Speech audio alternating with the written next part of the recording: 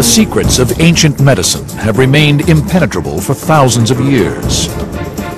But now they are being rediscovered. Buried within forgotten texts lie accounts of shocking, gruesome treatments. How did Incan surgeons drill through the human skull to save patients from certain death? How did a fish with the power of a taser gun cure pain? An extraordinary surgical tool used to operate on a prince with one of the strangest head wounds in history.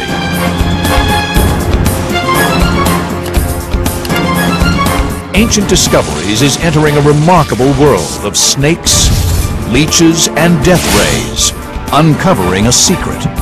They all worked.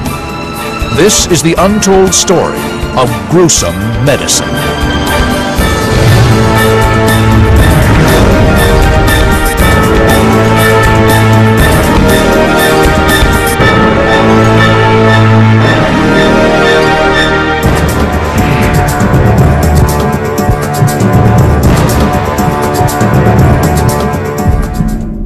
Bloodletting. The very word conjures images of cruelty and sacrifice. Beginning over 3,000 years ago, patients were bled to death in their thousands. Ancient doctors removed up to 4 pints in a bid to cure everything from fever to madness. It does sound outrageous to open the veins and drain somebody of their life-giving fluid, but in some circumstances it can actually be beneficial. Bloodletting's most famous practitioner hailed from ancient Greece, and his name was Galen. Born in 129 AD, he was to become worshipped as a god for his miraculous healing powers. Galen had a theory of medicine that was based on balancing humours throughout the body. And he assumed that in order to get the right balance of humours, if you let out blood, then the humours balance themselves. A chilling array of tools were used to open up his patients, from hooks and scalpels to knives and cutting machines. The most notorious of all was the leech. I think most patients today, seeing leeches on their body, would throw up their hands in horror, as it being an outmoded form of treatment. But it has undergone a resurgence. Galen's theories, along with the use of leeches, have been dismissed for centuries. But now, recent evidence has caused medical science to reevaluate them. At the Ancient Discoveries Laboratory, leeches expert Carl Peters is investigating the leech's blood-sucking powers. In this small vial here, we have just some ordinary sheep's blood, and on the bottom we have some collagen membrane. So we'll put the leech on the bottom there, and then hopefully it'll drain the vial. Over 20 minutes, the leech sucks the blood from the vial, multiplying its body weight by up to 4 times. The question remains, how could this phenomenal sucking power be used to save lives? For a window into how ancient leechcraft worked, Ancient Discoveries has brought in a human guinea pig, former military officer David Shaw. Dave is about to feed these miniature carnivores with their food supply for the next 6 months. I'm not a fan of needles at the best of times, and the leech is like a little biological needle, I suppose, but he's got about 300 teeth, or so they tell me. So yeah, a little bit anxious, a little bit nervous. Carl attaches the leech to Dave's calf. It begins by flexing to increase body volume and prepare for drinking up to 50 milliliters of human blood. After 25 seconds, the leech breaks the skin. When it makes the hole, it bites in. It's got three jaws, 125 teeth on each jaw. Normally, when the skin's surface is broken, a blood clot forms to prevent us from bleeding to death. Here we see the leech's 3 jaws. Leeches have a unique substance that overrides the body's clotting mechanism, their saliva. This acts as an anticoagulant, which prevents the blood from clotting.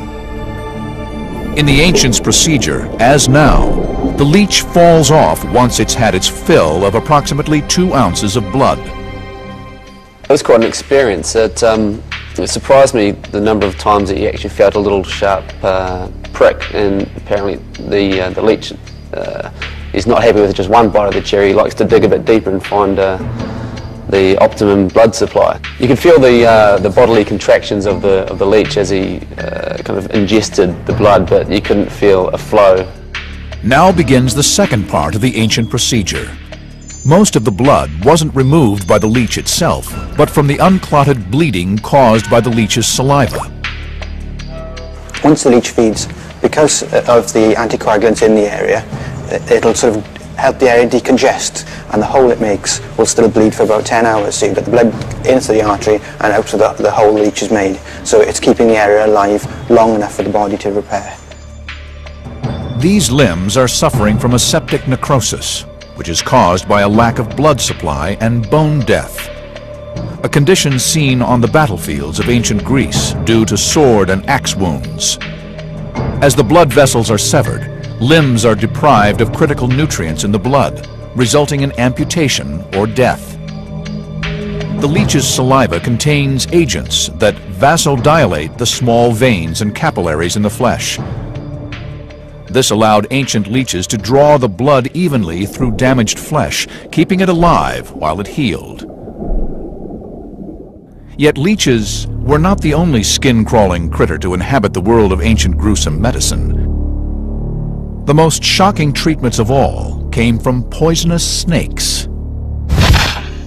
In Greece lies the ruins of Epidaurus, headquarters of a mysterious ancient snake cult said to have magical healing powers.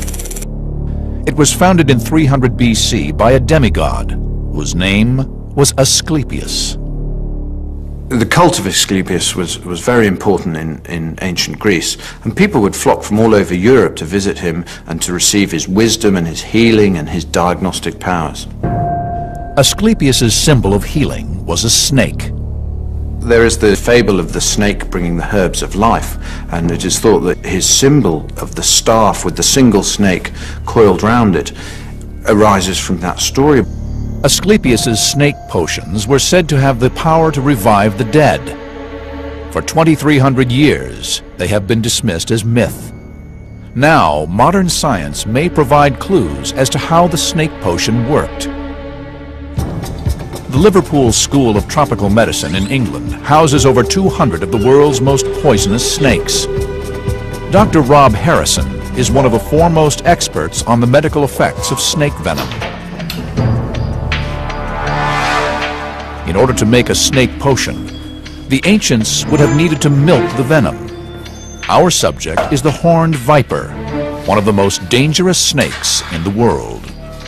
Venom extraction is a dangerous procedure. It should only be done by experts. It's important when I'm helping Paul milking the snakes that we're not scared, but that we feel competent. Anxious is all right, scared is not all right.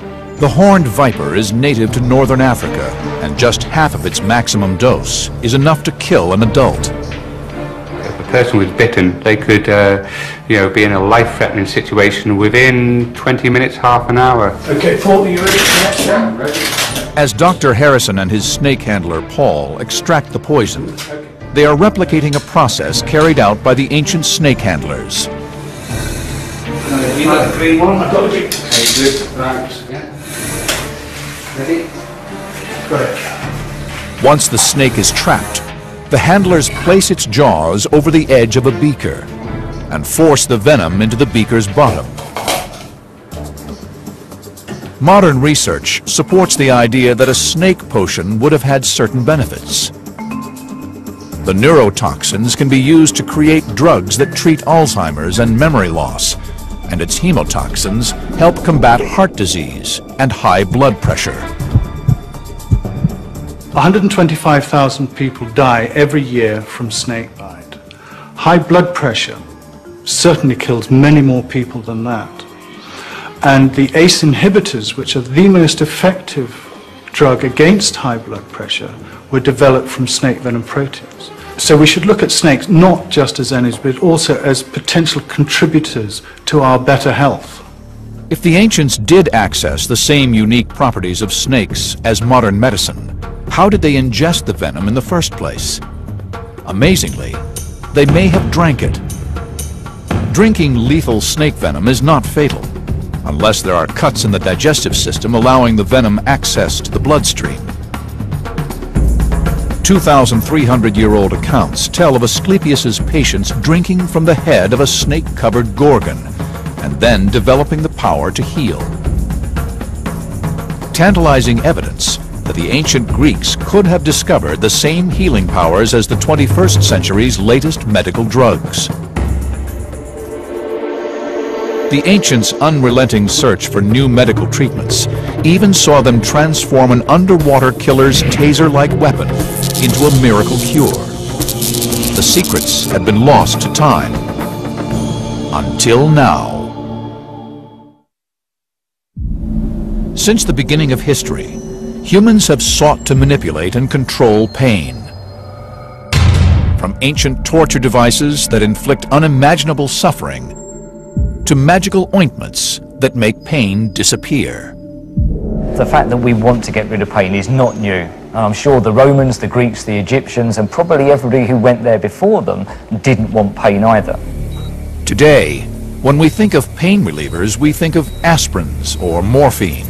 But in 100 AD, the Romans discovered a very different solution to pain relief. A secret lost to history that depended on a terrifying denizen of the deep. Roman historian Plutarch left an account describing an incredible pain neutralizer, a rare kind of electric eel known as a torpedo. The ancient Roman sources describe how sufferers of extreme joint and leg pain were taken down to the beach. Here, their feet were placed directly on top of the torpedo. After time, their suffering abated and their pain disappeared. The Roman accounts tell of how the torpedo could be used to cure almost all pains, from stomach cramps to syphilis. But aside from the basic ancient descriptions, nothing is known about how the treatment actually worked. How does the jolt of a dangerous animal relieve pain? At the Finisterre Aquarium in La Coruña, Spain, torpedoes are being scientifically examined for the first time. Fernanda Migueles is a marine scientist who has long been fascinated by the fish whose deadly electric shock weapon may have the power to heal. It's a fish that has remained mysterious for centuries because it primarily lives undercover on sandy beds, hidden from human eyes. The torpedo's electric discharge is primarily for defense, but it is also used to kill prey. When in attack mode, the torpedo electrocutes its target fish, paralyzing it before swallowing it whole. To unravel the mysteries of the torpedo, the fish's deadly electric charge must first be quantified using the latest scientific techniques. To do this, the team need to move the torpedo to the laboratory's test center. 2 millennia after the Romans discovered the torpedo's electric powers, modern science can now reveal how the electricity is produced. 2 electric organs, each containing over 1,000 cells, form the torpedo's electrical power station. When the torpedo stings, the brain signals for the cells to fire, and an electrical charge is produced. Each of the cells produces a small quantity of electricity, but the combination of many cells, all acting in unity, generates an exceptionally powerful electrical discharge. The result is a living aquatic taser. This machine here is an oscilloscope. We use it to measure the torpedo's electric discharge. It measures the voltage of the charge in relation to time. Today, we are going to measure the highest electric charge that it is possible for the torpedo to produce. Torpedo is Latin for paralyzed, so Fernanda must take great care when handling the fish during the test. The torpedo fires its electric bolt, which registers at 20 volts, almost twice the shock level from a modern car battery. Look here. There is a signal of 20 volts, firing 3 times at intervals of only 5 milliseconds. This would cause a severe pain if inflicted upon a person. The Ancient Discoveries team now have a solid reading of the torpedo's electric potential. But the vital question remains: how did the Romans transform an aquatic taser weapon into an anesthetic? At the Ancient Discoveries Pain Lab, Dr. Watson is about to test how Plutarch's astonishing 2,000-year-old pain reliever actually relieves pain. And for that, we need someone in pain. David Shaw has returned to put his body on the line for another daredevil ancient experiment. We're going to measure how tolerant Dave is of pain. Dr. Watson places Dave's finger in a device called an algometer. This will push him to the limit of pain endurance by squeezing his finger until he can bear it no longer. I'm going to put your finger in here, and I'm going to keep squeezing, and I'm going to keep applying pressure until you tell me to stop. It's going to hurt, so give me a finger. I'm going to start applying the pressure, and I'm going to squeeze and squeeze and squeeze. As Dr. Watson cranks up the pressure on Dave's finger, neurotransmitters shoot up through the nervous system at 300 feet per second to deliver pain messages to the brain. At this rate, his brain is experiencing pain signals commensurate with a second-degree burn. Go on, keep going, keep going, keep going. Had enough? A bit more. Oh, that'll do. Well, Dave, that was 827. Well, 827 is not too bad. That's certainly higher than average. But then, given your background and your exposure to pain in the past, then I'd expect you to be higher than average. Oh. Dave's reading reveals he is able to withstand 827 kilopascals of pressure, equivalent to having a 700-pound person standing on his finger. It's kind of an all-encompassing pain that you can't really escape from. Certainly wouldn't want to be in that kind of pain if it was a continual, just a 24/7. You'd be looking for something, anything, to relieve the pain, especially if it was as intense as I've just experienced. Now, the way we think the torpedo worked is that it produced enough electrical charge to theoretically numb pain by neutralizing the nerve impulses sending messages to the brain. So Dr. Watson matches the number of volts produced by the torpedo and administers that to our patient. We're going to be using an electrical stimulator that delivers a particular kind of current. It's really just a modern version of what the Romans were doing with their torpedo fish. Okay, Dave, so what we've done is we put a couple of fairly big electrodes here. I'm just going to turn this up really slowly. The electrical current is almost identical to the 20-volt reading from the torpedo. If the ancient accounts are correct, in his electrically numbed state, Dave should now be able to increase his pain score of 827 kilopascals. How it works is this: there's a gate in the spinal cord which controls how much pain does and doesn't get through. We're simply using electricity to make the nerve fire. The stimulation of this nerve is going to shut the pain gate, and effectively we're going to reduce the ability of the body to transmit pain from the hand up to his brain. And if the pain starts in his hand but doesn't reach his brain, he can't feel it, and therefore he will feel less pain. Now, Dr. Watson must test whether the electrotherapy theory works in practice. After 15 minutes of electrical stimulation at 20 volts, Dr. Watson cranks up the pinometer for the second time.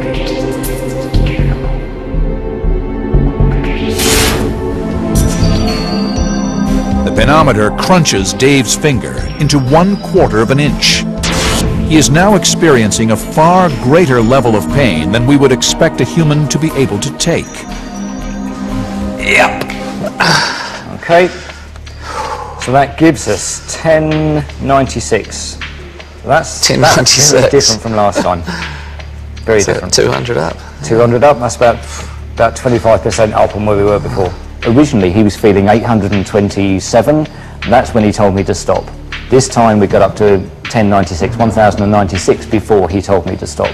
So I've made him less able to feel pain.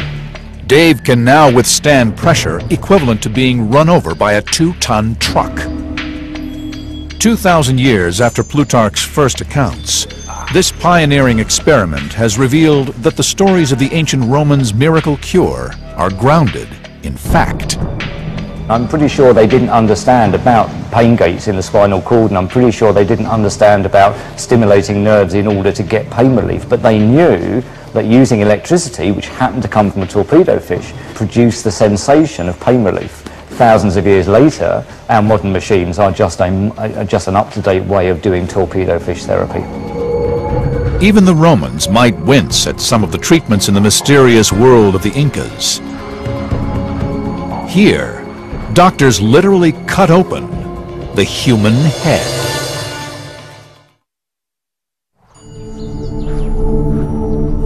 In Cusco, Peru, in the remote reaches of the Andes, a cache of over 500 Incan skulls has been discovered. Over half bear signs of terrible, seemingly impossible injuries. Circular wounds in the skull up to 3 inches across, too precise to be inflicted by any known weapon. Evidence of an ancient, gruesome practice. Inca historian Peter Frost is investigating the mythical world of the Incas. The mystery of the Incas comes from the fact that they were a civilization that grew up in isolation from the rest of the world. There wasn't any contact with them, and they didn't have a written language. The skulls were found in a region known as the Sacred Valley, home to the magnificent lost city of Machu Picchu. Founded in the year 1450, the city lies at almost 8,000 feet above sea level. Surrounded by cliffs and continually wreathed in cloud, this was the secretive citadel of a civilization that ruled over 1 million square miles and 10 million people. Yet the Incas lived here for just 100 years, sucking the mystery of the Incan skulls into the mists of time. 5 centuries later, new forensic evidence may yet solve the riddle. It suggests that the people survived their injuries. There are lots of examples of skulls that they've unearthed which show that the skulls began to grow back over the wound. The linchpins of Incan warfare were weapons such as the club or mace, weapons that deliver severe trauma injuries, such as a fracture to the skull. The thing about a skull injury or a skull fracture, a depression fracture, is that it pushes bone fragments into the brain area, and they must be elevated or taken away, because of course the skull is a box, and if the box is closed and there's bleeding inside the brain, then pressure increases and eventually the brain must die. Incan surgeons developed an astonishing solution to this seemingly fatal injury.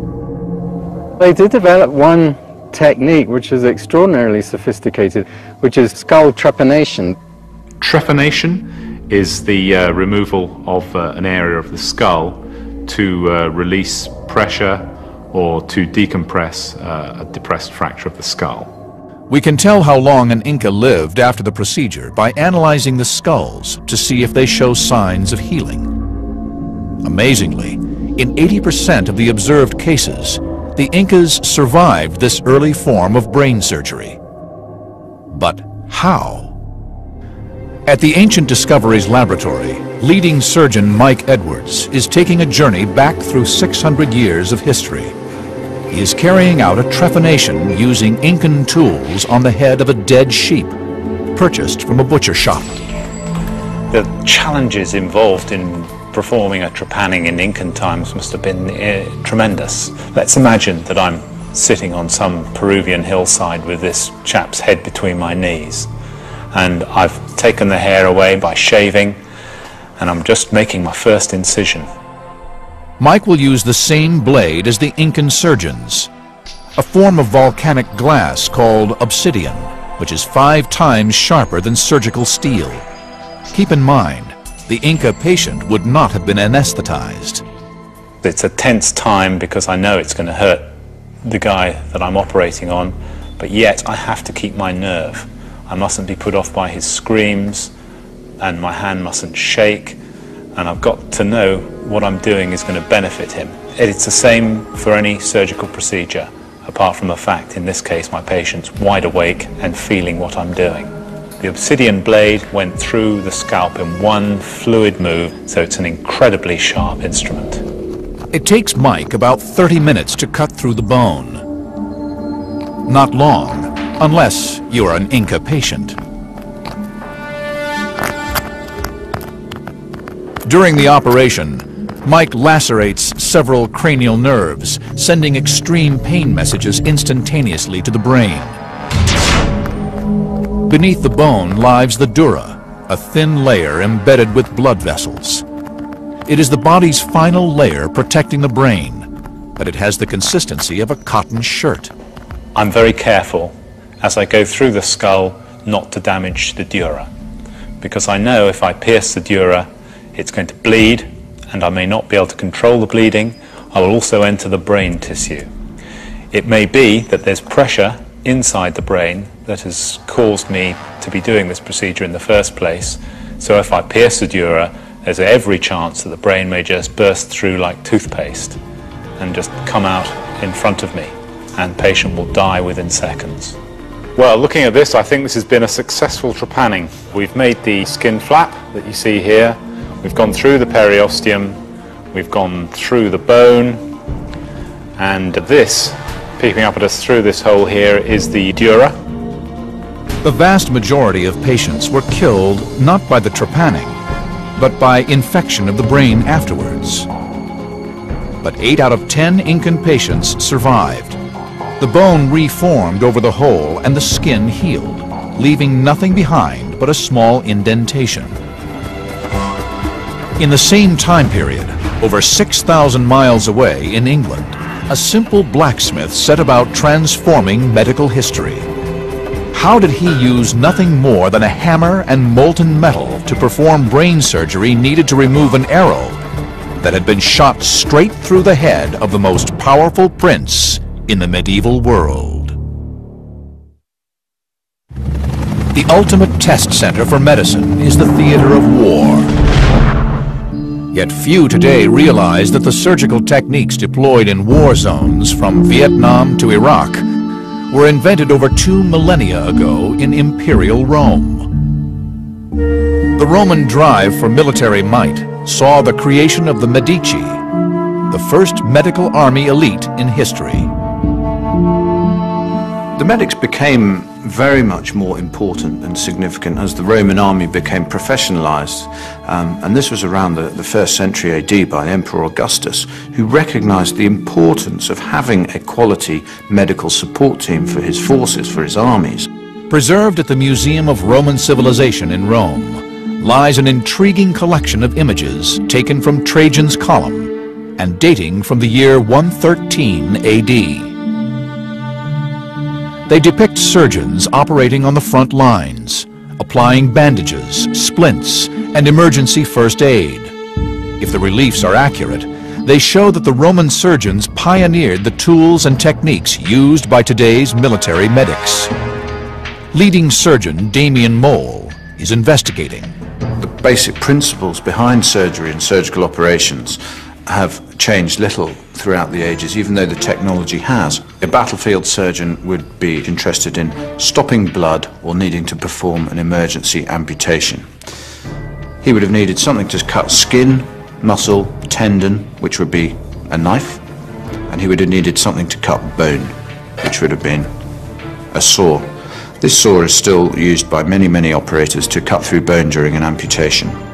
An extraordinary account left in a 2nd century text by a Roman surgeon named Celsus describes an early use of scalpels, hooks, and clamps.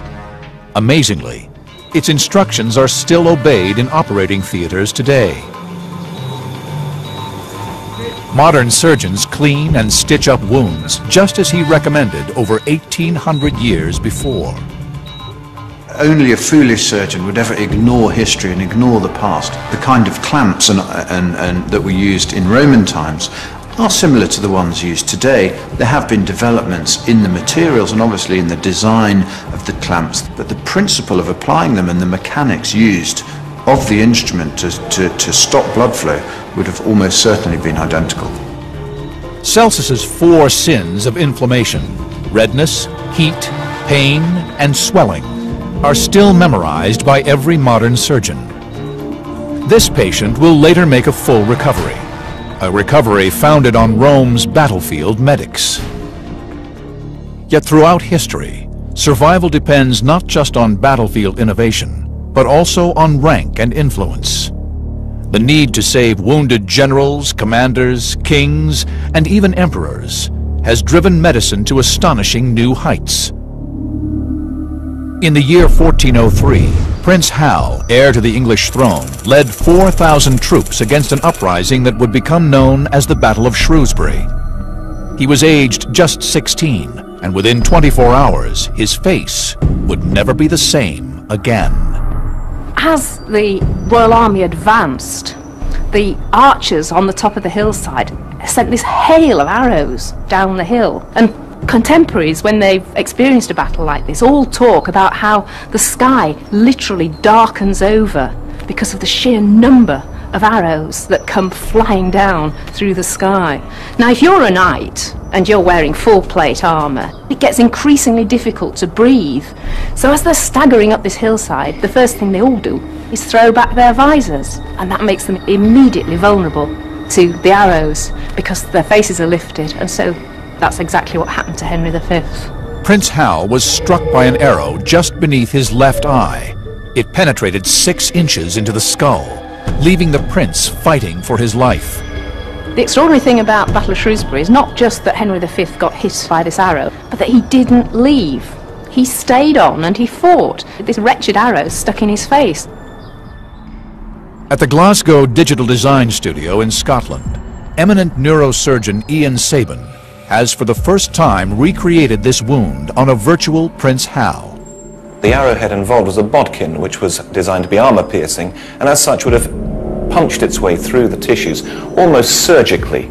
Potentially structures that were damaged include a nerve that exits just under the eye, called the infraorbital nerve, which gives feeling to the cheek, which would have left him with a numb cheek. It would then have penetrated the thin bone of the maxillary air sinus, which is an air-filled cavity within the skull, and punched its way through the nose, before ending up in this area, close to the jawbone or mandible, and very close to the carotid arteries. At a scale of over 1,000%, Ian is now able to map in 3 dimensions how perilously close the prince came to death. So if we now remove the facial skeleton to show the arrow track more clearly, we can see just how close potentially it came to structures that would have led to fairly rapid death. The jugular vein, the main draining vein from the brain, and the carotid arteries, the main arteries leading to the brain and to the facial muscles.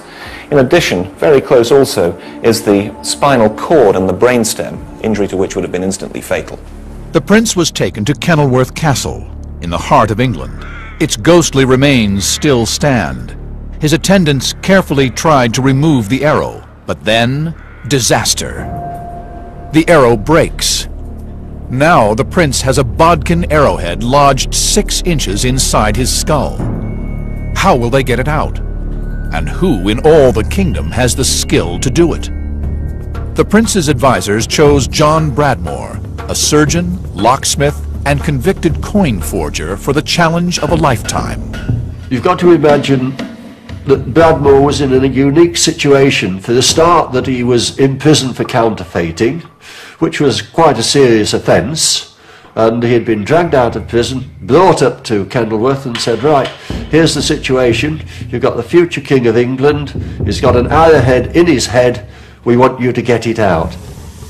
Just hours out of prison, John Bradmore hatched an incredible plan. He decided to forge a new surgical instrument, armed with nothing but a hammer and several sheets of molten metal. Historical blacksmith Hector Cole is reconstructing John Bradmore's arrow extractor, using the same techniques Bradmore himself would have used over 600 years earlier.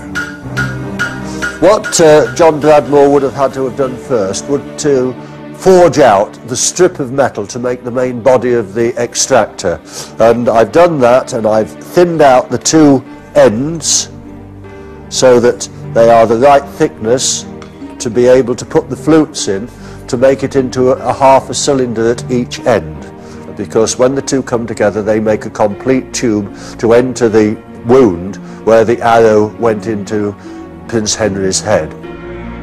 While John Bradmore worked, hour by hour, fever and infection pushed the prince ever closer to death. Time was of the essence, obviously, and he didn't have a lot of time to make it. He would have had perhaps a day and a half at the most to work out how to do it, how to make it, and actually make it. So he was under a tremendous amount of pressure. The arrow shaft had completely broken off inside the prince's skull. Fortunately, the remaining arrowhead was hollow, and this was to prove a crucial detail. This extractor has to enter through the wound, locate into the socket of the arrowhead, and the clever part of it is it expands inside the socket, so it's not going to do any more damage to the future King of England. It grips the arrowhead tight, and then a little bit of a wriggle and out it comes.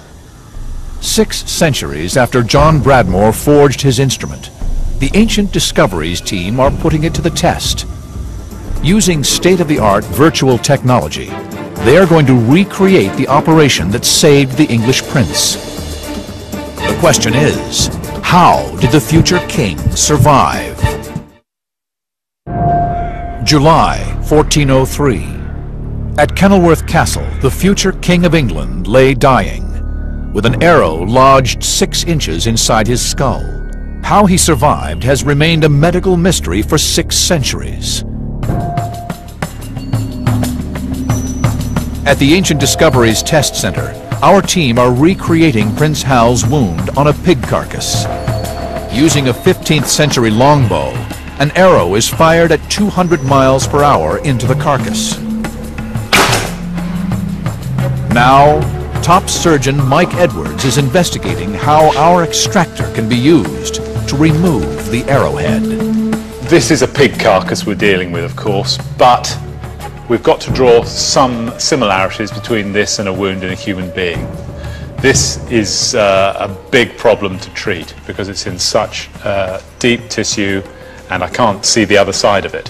What I have to think about is, if I'm going to take out this arrow, what structures are going to be in the way to stop me doing that? Because, especially in the face, there are vital structures that must not be damaged. Mike's challenge is made more difficult because we know that during surgery, the arrow shaft was broken off, leaving the iron arrowhead deep inside the 6-inch wound. Now, as you can see, we've taken out the shaft of the arrow, but there's no arrowhead on it. And of course, this must be buried within the wound. Now, John Bradmore knows that there's an arrowhead lodged in there somewhere and he's got to get it out. This is where we test whether or not this implement, made in 1403, is going to be able to take out this arrowhead. Over 600 years ago, Prince Hal would have had to endure his skull surgery without any form of anesthetic. The original account says that this wasn't a straightforward procedure. So I'm going to have to be lucky for it to work first time.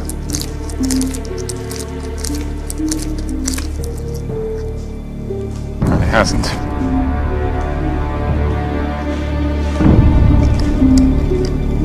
I think if I were doing this to Prince Hal right now as John Bradmore, my career would be on the line. Probably my head would be on the line. What I've got to do is just see whether I'm anywhere near the head of the arrow. Ah, I think that's it. Something's engaged. The question is,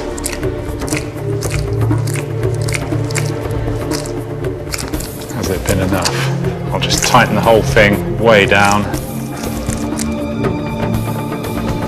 Oh, joy.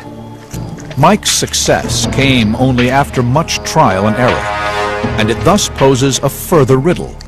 How did the prince survive such an invasive procedure? To discover this, the team need the technology of the future to look inside Prince Hal's head. At the Glasgow Digital Design Studio in Scotland, groundbreaking virtual technology may yet crack the riddle of the prince who should never have become king.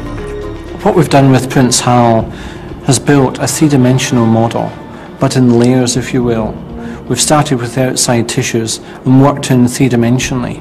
So we've been able to construct the brain, the skull, all the major systems that are inside our head, and actually understand very clearly where the arrowhead was actually lodged. The team are setting out to model the Prince Hal story in a 3D virtual space. Every real element is modeled to within 1/25th of an inch.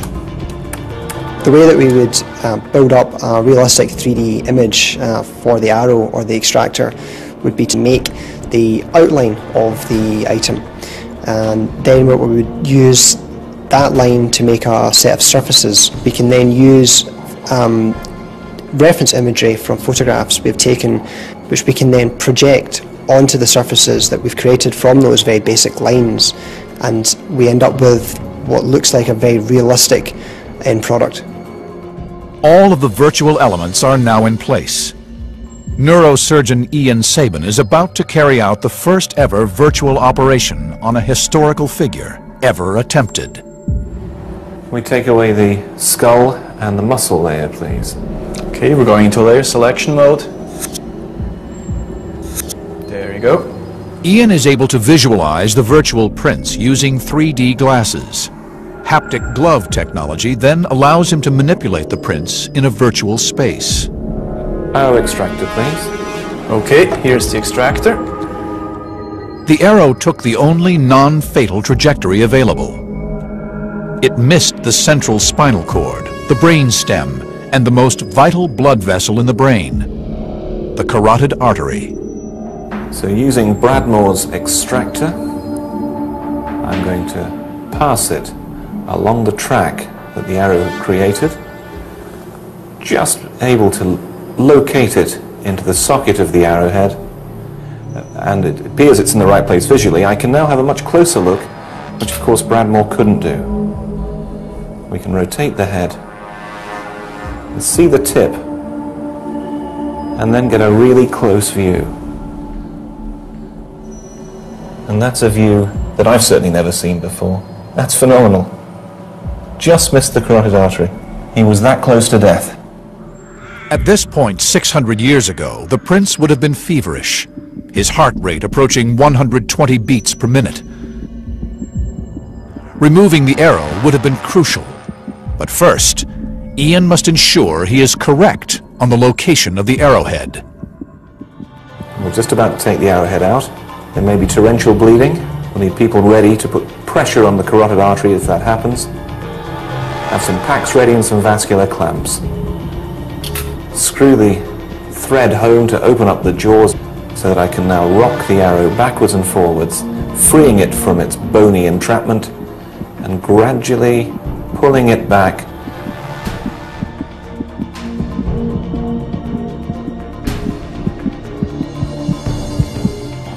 And out it comes. The virtual operation has proved a success. The prince has survived.